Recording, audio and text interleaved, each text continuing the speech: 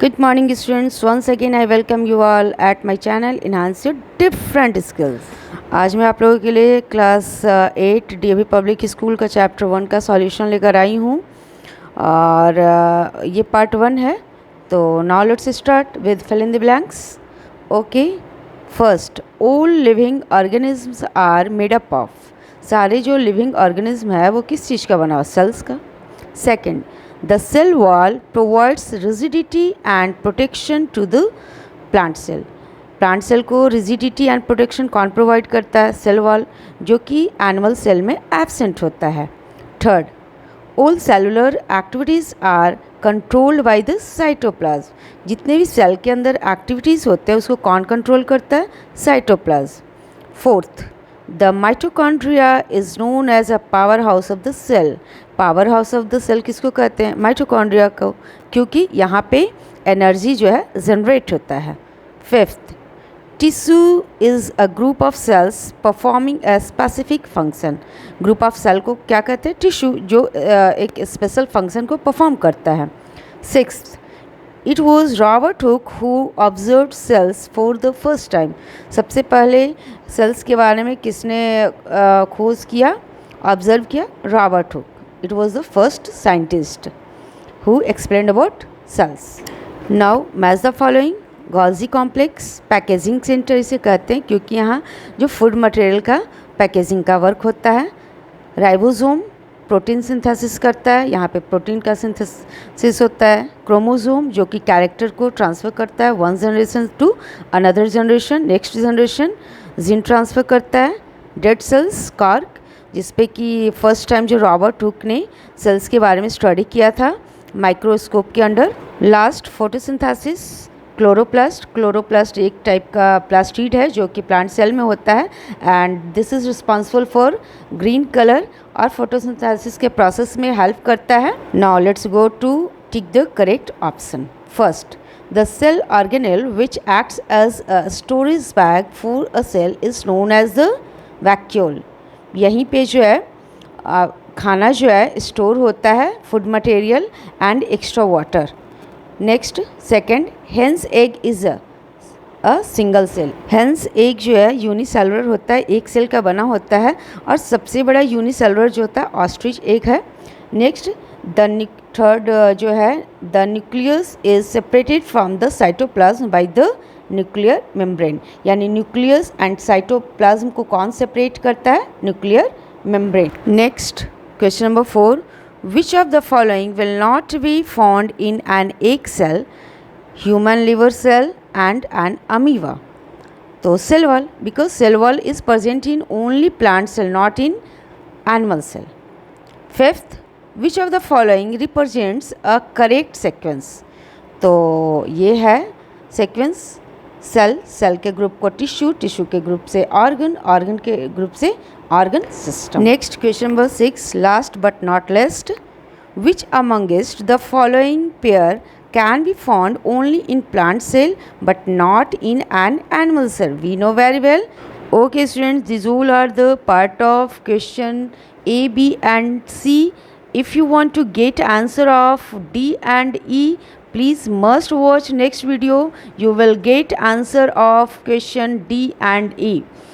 And if you think this video will help in your study, please must like, share, and if you have not subscribed my channel till now, please go for it and share with your friends too. Okay then, thanks for watching. Bye bye. Good morning students, once again I welcome you all at my channel Enhance Your Different Skills। मैं आज chapter 1 DAV public school science का the cell its structure and functions का part 2 solution लेकर आई हूँ। मैंने part 1 में सिर्फ ABC का ही सॉल्यूशन डाला हुआ है, ये पार्ट 2 है। अगर आपको ABC का सॉल्यूशन देखना है तो आप इसका पार्ट 1 देख सकते हैं। Okay then, now let's start with part 2 of this chapter with question number D।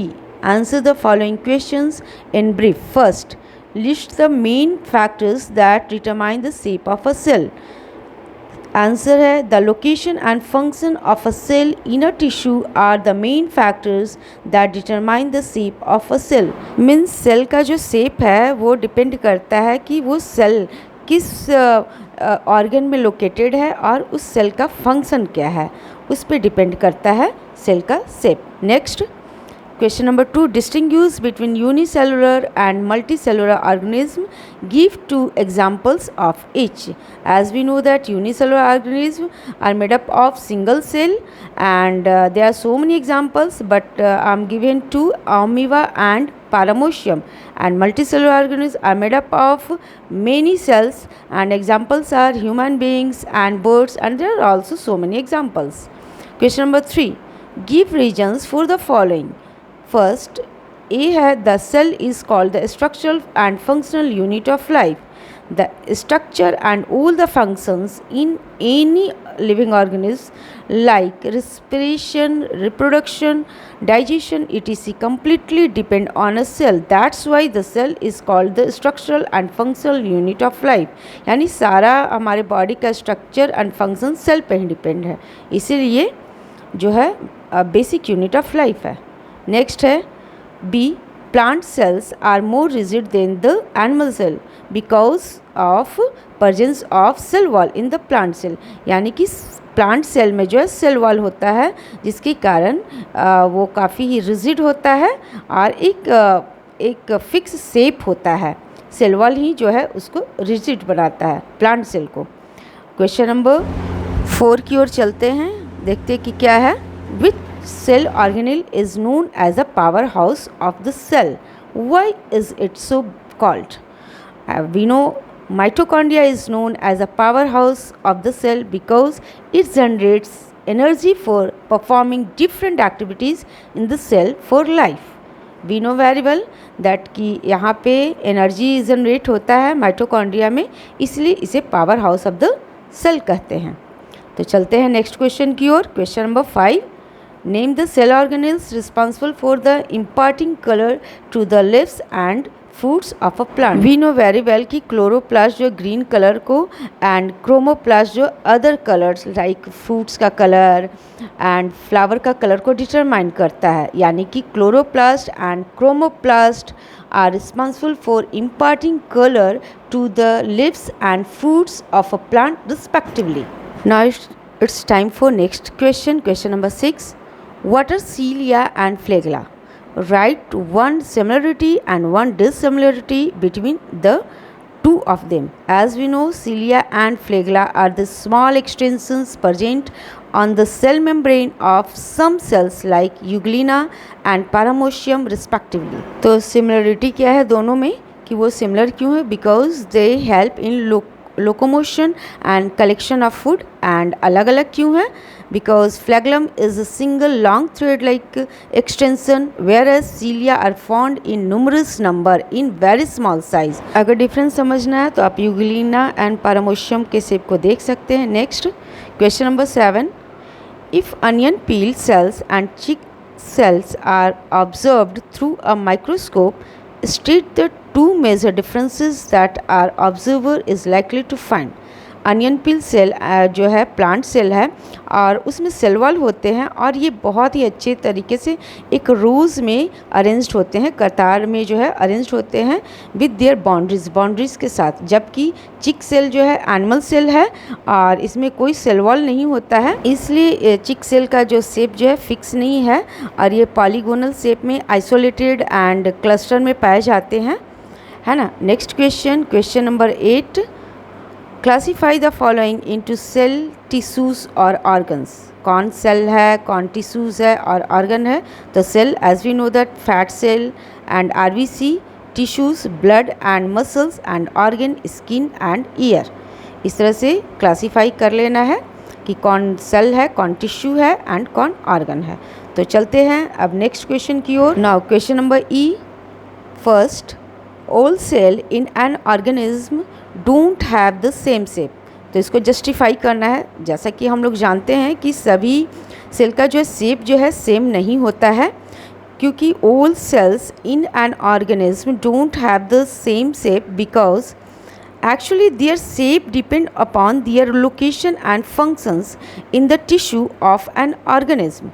और ये तीन जो है सेल्स के जो टाइप्स जो है स्ट्रक्चर जो है शेप दिया हुआ है।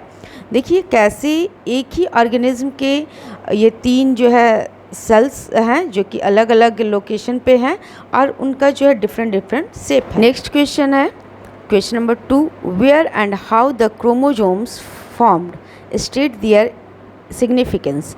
जैसा कि हम लोग जानते हैं कि क्रोमोजोम कब जो है बनता है, वो जब सेल जो है रेडी टू डिवाइड यानी कि डिवाइड होने के लिए रेडी होता है तो क्रोमेटिन जो है 2-3 क्रोमेटिन कंडेंस हो जाता है, जिसके कारण वो थीकर थ्रेड लाइक स्ट्रक्चर हो जाता है और वो कुछ और नहीं बल्कि वो क्रोमोसोम है।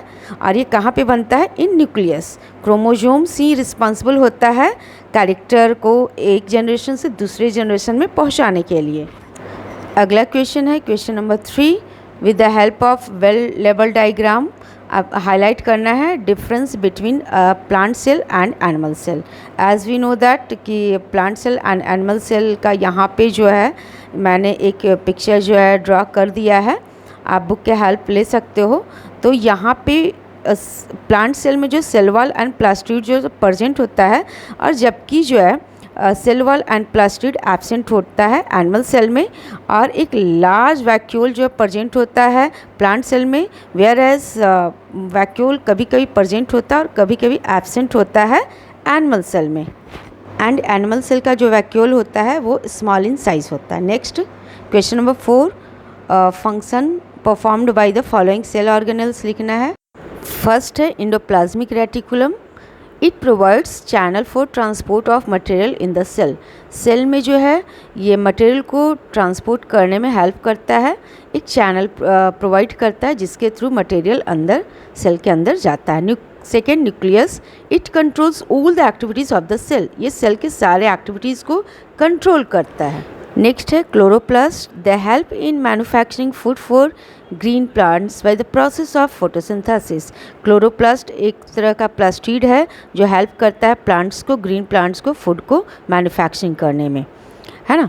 और इसी के कारण लिप्स का जो कलर है ग्रीन होता है। नेक्स्ट है vacuoles, it helps to store excess of water and waste product in the cell. Vacuole जो है सेल के अंदर जो एक्सेस वाटर और वेस्ट प्रोडक्ट जो बनता है होता है उसे स्टोर करने में हेल्प करता है। Next mitochondria, they are responsible for cellular respiration and the generation of energy for the different activities of life in a cell. Cell के अंदर जो डिफरेंट एक्टिविटीज़ लाइफ के लिए होता है उसके लिए माइटोकॉन्ड्रिया जो है एनर्जी जनरेट करने में हेल्प करता है, इसीलिए इसे power house of the cell भी कहते हैं। नेक्स्ट 5th क्वेश्चन है कि सेल मेम्ब्रेन जो है बहुत ही important component of the cell है, अगर ये डैमेज हो जाएगा तो सेल के फंक्शन पे क्या इम्पैक्ट पड़ेगा यानी असर पड़ेगा। तो answer, really the cell membrane is a very important component of a cell, and if it is damaged, the entry and exit of the substances as per the requirement of the cell will be uncontrolled and other cell organelles will be free to move in any organism which is very dangerous। तो अगर cell membrane जो है damage हो जाएगा तो जो exit and entry होता है सब्सटेंसेस का जो कि रिक्वायरमेंट के अनुसार होता है वो जो है अनकंट्रोल्ड हो जाएगा, और जो उसके अंदर जो साइटोप्लाज्म के अंदर सेल ऑर्गेनल्स है वो फ्री हो जाएगा मूव करने के लिए, जो कि बहुत ही डेंजरस हो जाएगा लाइफ को एग्जिस्ट करने में। Now it's time for question number 6, define the term cell for plants and animals and name the different organelles that make a cell, and why none of this is called the structural and functional unit of life। तो answer है the cell is the smallest basic structural as well as functional unit of living organism। as we know very well कि cell जो है सबसे smallest basic structural and functional unit of life है, और इसके different organelles का name है plastid जो कि प्लांट सेल में ओनली पाया जाता है, mitochondria, endoplasmic reticulum, Golgi complex, vacuoles and राइजोसोम्स। ये सब डिफरेंट ऑर्गेनल्स का नेम है, और कह रहा है कि ये जो है सिंगल अगर ऑर्गेनल्स हो तो वो structural and functional unit of life क्यों नहीं कहा जा सकता है, क्योंकि ये जो है सिंगल ऑर्गेनल्स जो है सेल की लाइफ को एग्जिस्ट नहीं कर सकता है। None of these organelles is called the structural and functional unit of life because a single organelle cannot give the structure and never perform all the activities of the cell individually for the life of an organism। ये एक अकेला जो है organelle सारे activities जो cell के अंदर होता है उसको परफॉर्म नहीं कर सकता, इसलिए ये जो है structure and functional unit of life अकेला नहीं हो सकता। So now that's all for the solution of chapter 1, the cell, its structure and function। तो स्टूडेंट्स आई होप कि सारा क्वेश्चन आंसर बहुत ही अच्छे से आप लोग को समझ में आ गया होगा। So students, if you are having any doubt related to this chapter you must ask me in my chat box, I will try my best to reply you. तो अगर आपको ये वीडियो अच्छा लगा तो आप मेरे चैनल को लाइक शेयर तो करें ही, अपने फ्रेंड्स के साथ ज़रूर शेयर करें और सब्सक्राइब करना बिल्कुल ना भूलें अगर नहीं किया है तो, और बेल आइकन को भी प्रेस कर दें ताकि नेक्स्ट वीडियो मैं चैप्टर 2 का जब भी लाऊं तो आपको नोटिफिकेशन मिल जाए। तो till then, okay then, thanks for watching, bye bye.